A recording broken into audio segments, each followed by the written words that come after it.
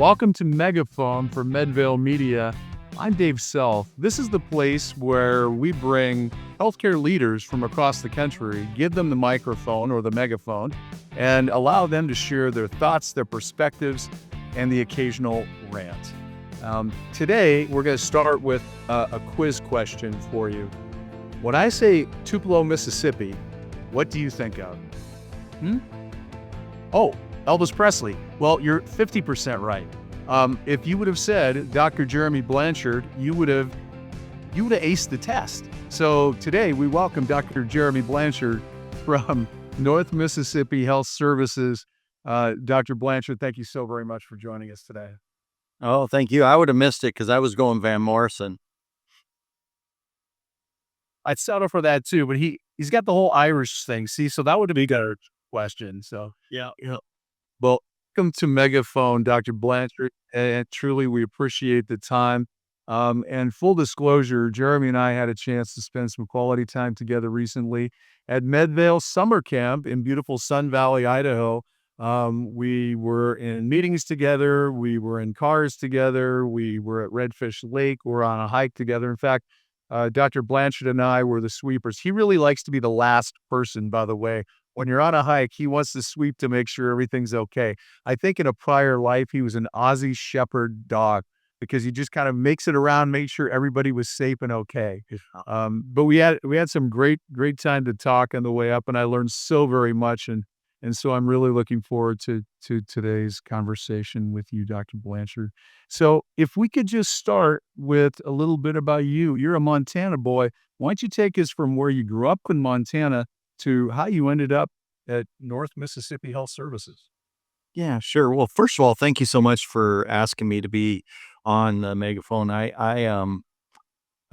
never think I'm as interesting as other people do, so I appreciate the opportunity to be here. You know, my I'm really this probably is not the right vernacular, but it's the one that resonates with me, and I'm sort of that kid that was raised in a trailer that with a single mom, sometimes enough money to eat, sometimes not, one new shirt a year, nobody ever graduated from college kind of thing. But when I was little, real little, when I was delivered with forceps injury in my neck. And so growing up in Montana, and I lived all over Northwest Montana, I'm fourth generation. Um, I had neck surgeries and I had to wear a brace that encompasses my head. I had a chin strap, bar, went down 2 bars down the front and the back of me. And turns out kids in rural Montana are probably like everywhere else. They're not very comfortable with people who are very different looking. But there was a physical therapist who was just incredible. And he never saw a kid with a disability or any other label. He just saw a kid. And I thought he was a doctor. So I decided I wanted to be a doctor. So that was since I was, young, fourth grade through seventh grade, I wanted to be a physician, and so I went through college, University of Montana, go Grizz, and then I went on a military scholarship through medical school at University of New Mexico, and I did an internal medicine residency in the Army, and then I did a fellowship in the Army in critical care. And then my mom got sick and she was my hero. So I got out and I started an ICU from scratch in a place called Richland, Washington, Tri Cities in Washington. And they had not had an intensivist model, and we started that. And it ended up being very successful. We were number one in the nation with like size ICUs of 127 with quality and cost for 3 years running. So the first attending of the first month of my internship recruited me. And we went there about the same time, and then he left, and then I stayed, and we went through these iterations. And one year we had 60 ICU nurses with zero nurse turnover. So we won multiple awards and that kind of thing. But what was really powerful was we had to create our own mission statement. It was interesting. The hospital's mission statement, I couldn't tell you. It was boring and really wasn't very interesting.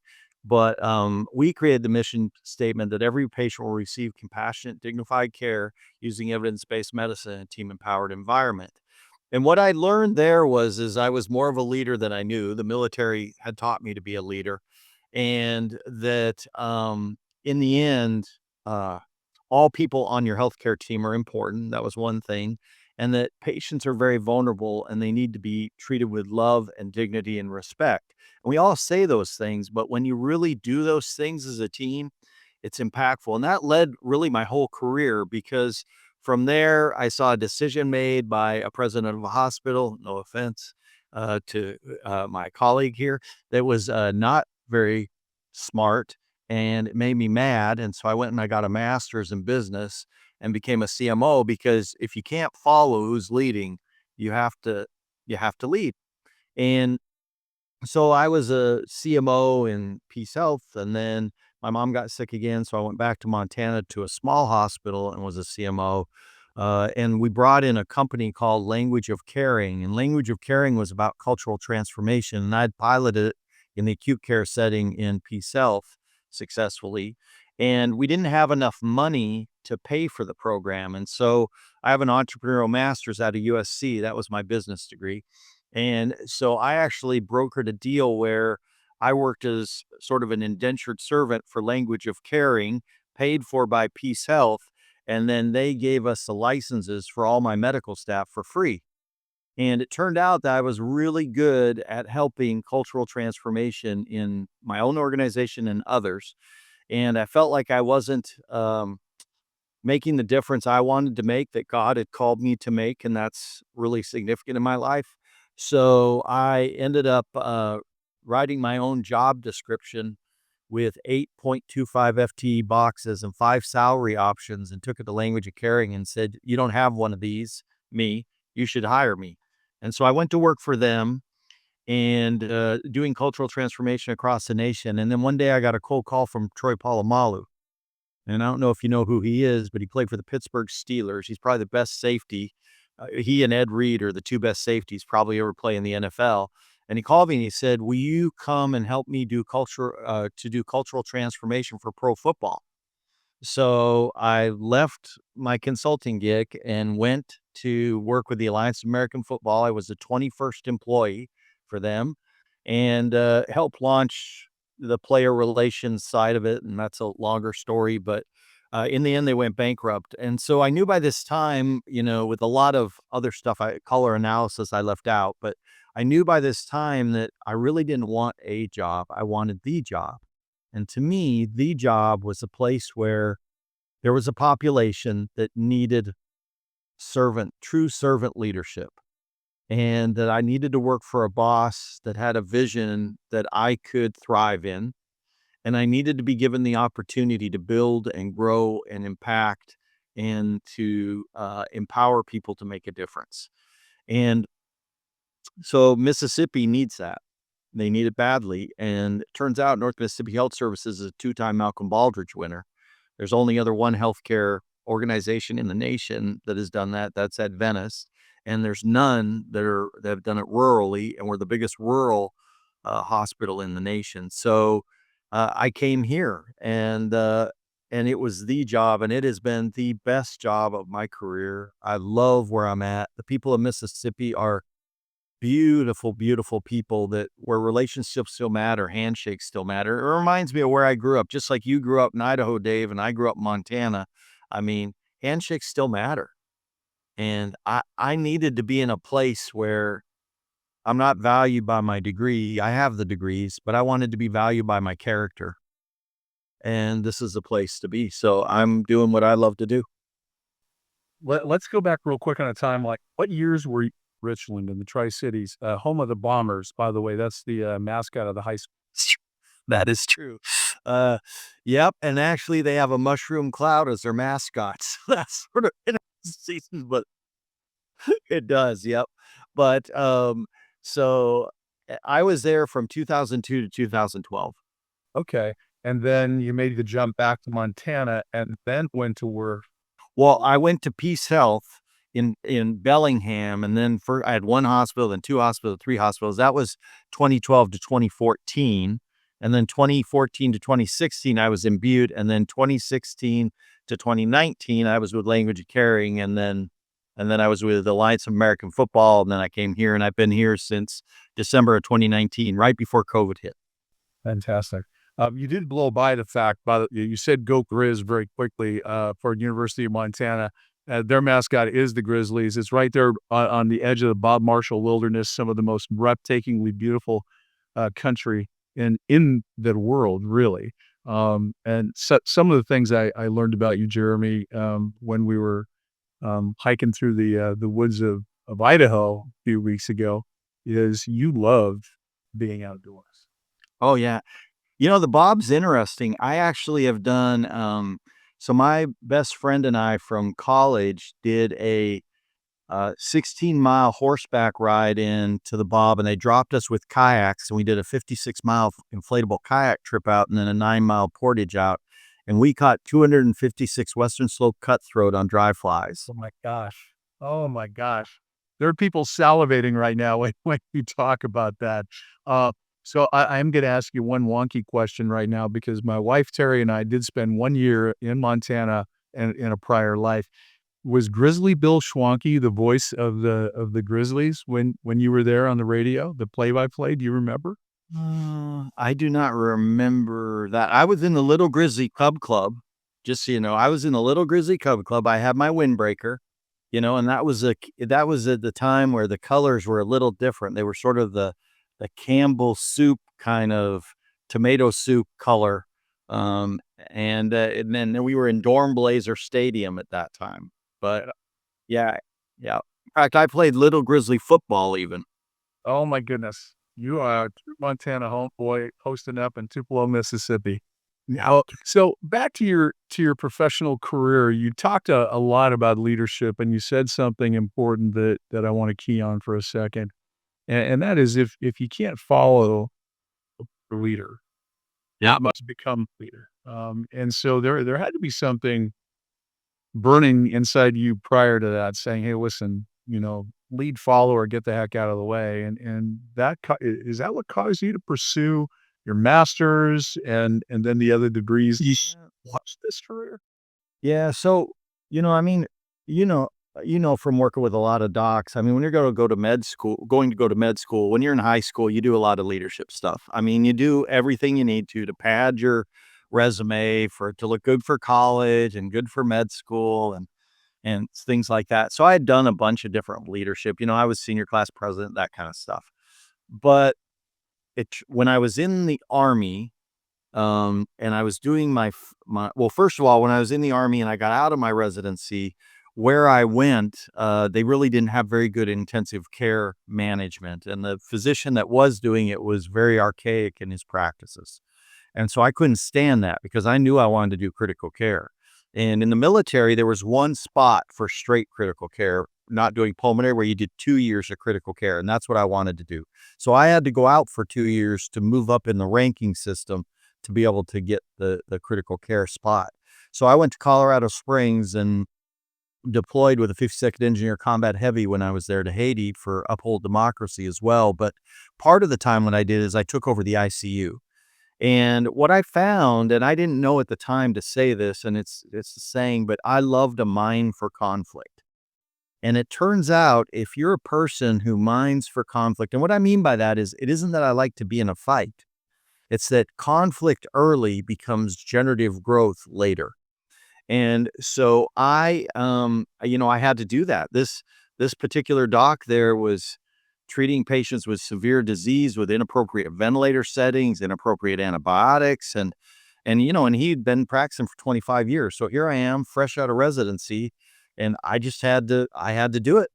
So that was one of the places I began to look at that. And then when I deployed, the way I ended up deploying was you get assigned to a unit, and then if they deploy, you suddenly go actively with them. But the rest of the time, you're sort of in the background. You don't do much with them. Well, there had been a major that had been attached to them, but as soon as were going deployment orders, he no longer became attached, and I, as a captain, suddenly became attached. And they had a lot of problems. And so, you have three options with problems. You can either try to ignore them, you can accept them, or you can change them. And I just think if you're a leader, you have a responsibility to change things. And so in that setting, I did too. And then I realized I'd never been trained to deploy. I'd gone through a whole residency, so I developed a curriculum and took it back to the to my residency and said, you got to train them to deploy. And I did grand rounds and this kind of stuff and collected data to be able to back it up. And then when I got into my fellowship, I wanted to stay there. And the only way to stay was to become the assistant chief of the critical care fellowship.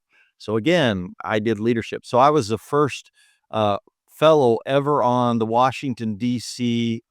Critical care chapter for the Society of Critical Care Medicine. And from that, I created new positions and got involved in that. So I guess, I was sort of born to lead. And then the military gave me opportunities. I believe when you look at people who have significant experiences that sort of stand out, there's probably two things that come into play, at least in my life. One is I'm very strong faith. So I believe God gives me opportunities, but I have to have the courage to go through the door. So he's given me a ton of opportunities. And then the second thing is that as a servant leader, I must make life better for the people I serve. And so I have to have the courage to go into battle if that's needed, hopefully avoid battle if that's possible. And so what ended up happening on this whole kind of journey is I realized that the culture I believe in, the serval world I believe in, is not common. And so as I went through different intensive care units, I realized that I wasn't going to be happy working for a gray hair like I am now. I would have to do new things and I would have to empower people, and it would have to be a team approach. So I planned on starting an ICU from scratch anyway. I just was going to do it in an academic center. And then when my mom got sick, that no longer was an option. So when I went to Cadleck, they were looking at building an ICU. And so when I went in there, that's initially what I designed. And then when the guy who was there with me left, which was like 2 or 3 years in, then it really became my responsibility to build it. And so I did exactly what I had dreamed of. And I had visited a bunch of units and to figure out what I wanted to do, how I wanted to do it. I recruited an oncology nurse manager to be our nurse manager because she had a vision and could help me with that because I needed help. I was a young leader. But what got me relative to that president of the hospital is, and this will probably resonate with most of our audience, but surgeons have a thing called block time. And so a surgeon gets a set day of the week and a set of hours of the week when they can do their surgeries. And that block time is sacred for them. That's where they make their money. That's really what they do, what they love to do, what they were drawn to do. And so this president of the hospital asked for a lean management project to be done on block time to make it more efficient. But he wanted to be able to attend the meetings, so he made them at noon. And I've never met a surgeon that wants to meet at noon. They want to meet at 6 in the morning and they want to meet at 6 at night, but they do not want to meet at noon. And so the only surgeon that came was a plastic surgeon that was employed by the organization. And so they rolled out the block times and the surgeons went ballistic and his job was threatened. So he fired the 3 nurse leaders. And I just felt like that was egregious. It was the worst leadership I'd ever seen. And so I just thought, I don't know how to lead well enough. I don't know how to manage well enough to create a voice to impact change or to affect him. And so I just decided to get a master's in business. And I also thought maybe I'll start my own company. And I had done a bunch of end of life. So I took a company to market too from that entrepreneurial opportunity. It's called the Joy Life Tool. I ended up hibernating it, but I was never going to be a CMO. I did not want to be a chief medical officer. I thought, who wants to have an office where physicians come in and whine and complain? And it turns out that was very naive. A CMO is, and most of the time, I've really never run across in my 15 years working in that kind of environment, I've never run across a doc who was complaining for the sake of complaining. They almost all, to the T, have not been listened to or do not feel heard, and they're at a point where they're screaming because they're worried about patients. And once I realized that, and that I could interpret between physicians and administration and physicians and nurses and physicians and patients. It's a skill set. Once I realized I had that skill set, then I knew that being a CMO could be a beautiful thing. Do you believe potentially that a factor of physician burnout is related to physicians not feeling heard? Oh, 100%. In fact, I tell every one of my medical staff, I have 1,000 medical staff, and I tell them again and again and again, a couple things. One is I will never represent you. My job is to empower your voice, not to represent it. That's one. And the second is that I need you to hold me accountable so I can hold you accountable. What are the biggest challenges that you found at North Mississippi since you've been there? And by the way, how many years now have you been there? I've been here 6. Okay, 60. So it's over the span of 6 years, your role, biggest challenges that you found, and what did you do to address them? Yeah, a little footnote on that. I mean, I was blessed because I was born for catastrophic situations. So when COVID hit right after I was here, I mean, I had been here literally 3 months and we're going live managing COVID patients. And we had 7 hospitals at the time, and they're in a rural kind of setting. And so we were totally operating as a co-op organization rather than a systemized organization. So I really knew we had to operate as a system, and I knew my CEO wanted us to do that. He had started making moves in that direction. So COVID accelerated my credibility because I never practiced clinically here.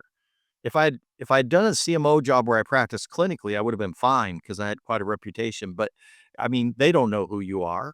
And I didn't have a Southern accent. I couldn't even say Kosciuszko or Iuka or Pontotoc or any of these places. But but what I did well was I served. And so through communication and process development and structure development and honoring the experts in their own world, always going with what was the clinical acumen of the physician as the ruling tenant. It just every adversity, I'd say the adversities I faced were the ones you would think, autonomy, people wanting to do it their own way, hiding supplies, supply management, dealing with people who wanted felt like they knew what to do, but others didn't. I mean, I had docs sending me articles on we needed seats to our toilets because of the aeration when you flush the toilet, which is there's true literature on that, but in the middle of COVID, the toilet seat replacement was probably not my main focus. So, but I listened to that doc and he had great information. So I called him one day and I said, you just sent me, and I don't swear, but this was appropriate at this moment. I won't swear right now because I don't want Maria get mad at me. But I said, you just sent me the SHist article I've ever received in my career. And he laughed and laughed. And from then on, he knew that I was real, that I'd listened to him and human. And so I would say my biggest obstacles were the greatest opportunities, and that was to develop relationships being an outsider.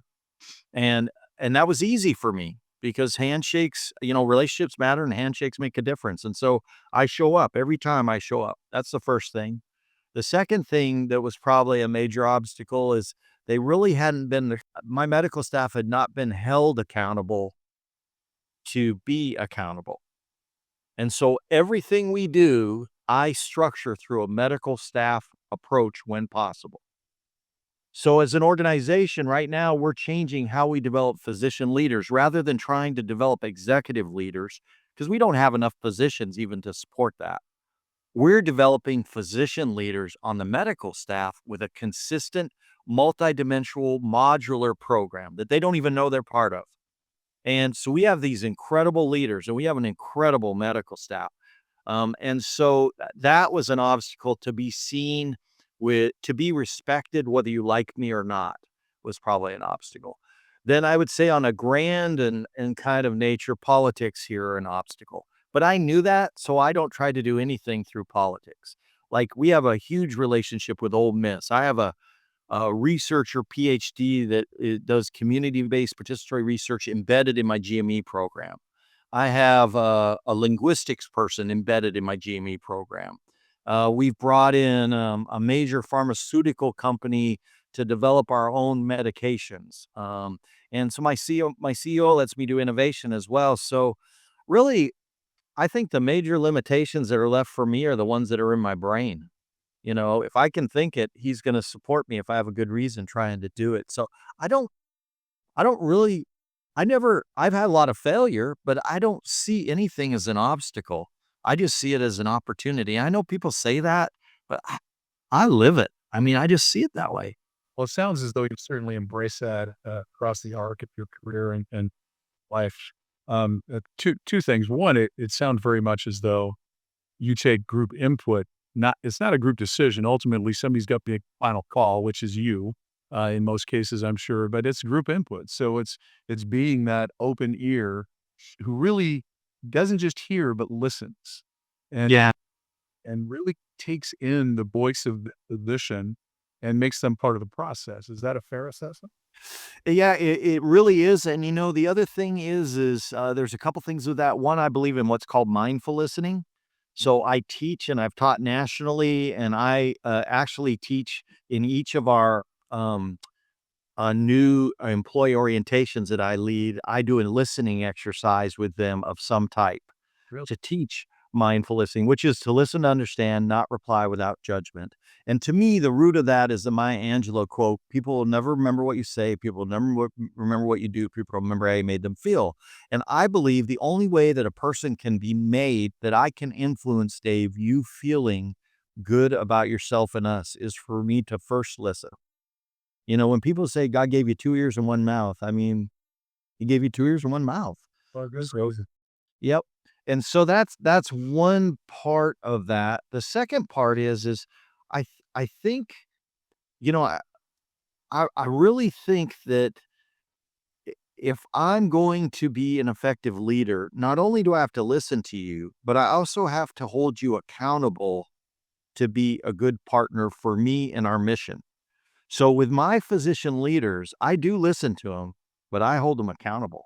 I mean, and I tell them that, and they know that. And so, and I also am accountable. I accept accountability and expect it of myself. So those combinations have been good. And then I think the other two things that we haven't talked about, but I just want to throw in, is there are three superpowers of servant leadership, and they're never talked about. One is vulnerability. It's the antithesis of insecurity. So I'm very comfortable being vulnerable. I've cried on multiple occasions. One time we walked out of COVID and three respiratory therapists has started a band and were playing for the staff when they came out the employee entrance. And they were playing a song called Surrounded. And if you've ever heard it, it'll melt your heart. And I couldn't help it. I just broke out in tears. And secondly, so vulnerability. The second one is curiosity. You must be curious about people, about situations. Why is it that way? What does that mean? How does that affect you? And then the third one is accountability, is you must hold people accountable, but you can only do that if you yourself are accountable. Powerful thoughts. And thank you for laying those out, because there are things that we all know and maybe even have heard, and some folks may have it written down in their desk drawer and they look at it once in a while. But hearing your journey to where you are today, certainly you've embraced that as part of your lifestyle. It's who you are. I will say too that one chapter in your book, when you eventually write it, has to be the toilet seats were not my top priority. That's a whole chapter. Doesn't have to be long, but it has to be its own chapter. Uh, we touched a little bit earlier on you being an outdoorsman, and I will also rat you out that felt pretty good about being on that hike with you. You and I both had backpacks, and we had brought along a few supplies. I felt really inadequate because one of our colleagues was a little winded and struggling a bit, and you broke out the walking sticks. And I left the trekking sticks at home in the garage. And here's Dr. Blanchard. Oh, got those right here, along with this portable CT machine and thing that bike up this trail. But while we were out there, we were talking too about some of the things that you enjoy doing for yourself. Kind of that healing for you. So what do you do when you step away from being the servant leader, from being the CMO, from being the person who's empowering the voice of the physician at North Mississippi Health Services, what do you do to shake off the cobwebs? Yeah. Well, I really appreciate that question. And it's funny and a little bit ironic because everybody who reports to me knows they have to tell me what their wellness program is because that's part of me being accountable to them and myself. So my wellness program, which is somewhat what you're asking me, is it has varied over my career. I seem to cycle in 10-year stints, but and I do a lot of outdoor stuff, but what I really am into right now is pickleball. I just love pickleball. And like I came early to our summer camp. I went to Boise where you are. And I didn't know I knew Jim there, your CMO, but I didn't even see him for 3 days. But I set up pickleball matches or went to places. When I played pickleball, like I don't know if you knew that. Yeah, I played pickleball. I got in on a Monday at 1:30 or no, 12:30. I was playing at 1:30. Did you play the flying pickle? You have 2 of them actually. You have the flying pickle and you have like S2 or something. I played at S2 and I played that night and then I played the morning. They actually have a king of the court at one of your parks there. So that's where the good players play. So I went there and I played that for 5 hours that day. Then we played that night at S2. And then the morning that I came and toured your hospital, I went early at 5:30 in the morning and I played at the park again. So that's one thing is I play a lot of pickleball. I do other stuff like I do, my own spiritual stuff. I do Bible study, devotionals, that kind of thing in the morning and meditate. I also I like to ride a lot. So this last year I didn't because of the pickleball and I had back surgery, but the year before that I rode 2,600 miles. The year before that I rode 2,700 miles and I do Peloton in road bike. What's that? A road bike. Okay, we said riding. I didn't know if it was a horse. I was gonna say that's a long way on a horse. Yeah. No, I have done horseback riding, but no, it was Peloton and road bikes. Got it. And so I do a lot of that. And then I like to read. I read about 5 books at a time. I just want to learn and grow and things like that. And then my wife has a terminal progressive neurological disease, so I care for her. And I have 2 Rhodesian Ridgebacks that I tell my children I might love more than them. So that's sort of how. Ridgebacks are dogs, and those are not garden variety dogs, are they? No, they're South African lion hunters. Which you need a lot of there in North Mississippi, apparently. Well Yeah. well, I used to run marathons, and so the first one I got because I was running a bunch, and then the second one I just got because he's really cute. What are their names? Turner and Tucker, T&T. TNT. Fantastic. Well, Dr. Blanchard, it's been a true privilege to chat with you. A couple of things before we sign off. Um, Maria and I are keeping a travel log, and we need things to do and the can't miss restaurants in every one of the necks of the woods of our guests. So, in the greater Tupelo area, what is the restaurant we have to go to when we come visit you and Turner and Tucker? My house. So I love to cook. And so I actually donate a 5-course meal every year to the Good Samaritan Clinic. And then we do a wine tasting associated with it. We do printed menus and then we entertain in between delivering meals. And it's the former CMO and myself. And it goes for around $1,000 to $1,200 for 6 people. That's fantastic. I'll bring the wine. Give me an apron and I'll be your prep. Yeah, well, when you bring the wine, you need to understand that you'd have to bring 6 different sets of wines. So I actually just so you know, when I go back to Montana to archery elk hunt, I take 2 coolers, one for the elk and then one for the wine that I bring back. I bring back 60 bottles of wine usually. So it's a little dicey going across the Arkansas border where there's dry counties, but anyway. Well, you flash your doctor ID and they'll let you go. Oh, very well. And the final thing that we always do is give you the last word. So, what thoughts would you leave with our audience today? Sure. Well, I think the one thing is that we should have a lot of hope. As long as there are people that love and care for each other, that have, core values of dignity and honor and integrity, which is what I find in Medvale. So the reason I do Medvale is because of the commonality of the core values and the diversity of ideas.